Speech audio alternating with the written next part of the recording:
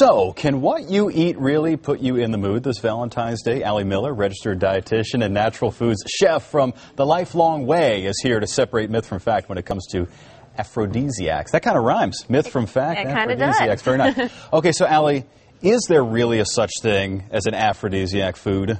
There really is. You know, when we look at the word aphrodisiac, it's something that is going to entice love or romance, derived from Aphrodite, the Greek god. And we can break down aphrodisiac foods by shape. So something such as a banana, which is kind of phallical, kind of looking at the male organs, or something like an oyster or a fig. Sorry. Getting a little heated up here. So shape can be one big aspect that we look at. The second thing we look at is going to be tradition. So when we look at aphrodisiacs in tradition, the word honeymoon is actually derived from Hippocrates back in 500 BC, was giving new married couples meal, which is a honey wine, to drink until the new moon came. So that's where honeymoon came into play. Did not know that. And then there is some nutritional or functional benefits to some aphrodisiacs. So some foods I have here, I have ginger and cinnamon and spicy peppers. These three are going to be things that will really heat things up. Now, I got to push you on something here, Allie, Sure. just because now that I've had time to digest what you said at the beginning. We focused on the male portion of the aphrodisiac, but what about females? I mean, are there, as far as the shapes? Yeah, absolutely. So for female shapes, you know, we look at like figs, like I was saying, are very similar to, we look at ovaries in the female reproductive system. That doesn't quite have the same appeal, I don't think. How about oysters? That'll take it. Let's get into it. I was thinking of maybe something else, some sort of fruit or something. And there are. Well, let's get into the recipe here. So Allie is going to make us an avocado chocolate mousse. Absolutely. That sounds delicious. So I'm using avocados, and back to the male aspect. Yes. I'm focusing on this. I mean, I'm thinking like.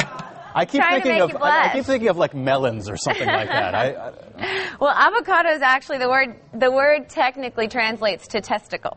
And in ancient Mexico, I'm learning a lot of really weird stuff this morning. In ancient Mexico, but they were grown on testicle trees. I had no idea. So we're going to use avocados, but nutritionally speaking, like I was saying with function, avocados are very high in vitamin E, which actually helps with testosterone production. And so when we look at libido, we're looking at testosterone levels. So this is something that can definitely get you in the mood.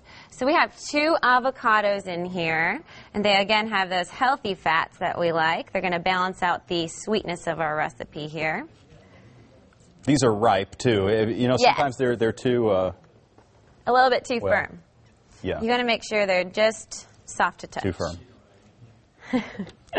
This is just this whole thing is really a mess. Okay. All right. Then we have some dates, and dates are going to provide us some natural sweetness. They have some magnesium, which actually helps our arteries with our blood flow. So when you think of heating things up in the bedroom, you want to think of blood flow. So that's going to be a good thing. We have a half a cup of dates that I have pitted. And this recipe will be on our website, by the way, too, myfoxhouston.com, so you can check it out there.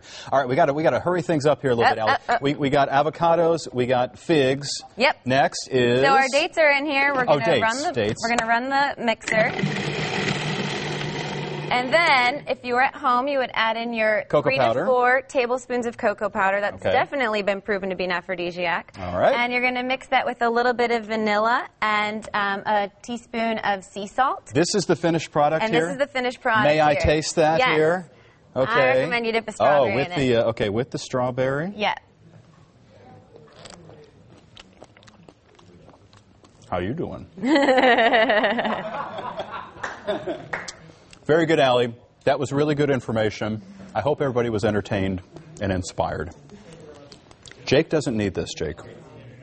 You don't need this, sir. You already got enough. You got segment ever. That was awesome. Bring that stuff over here.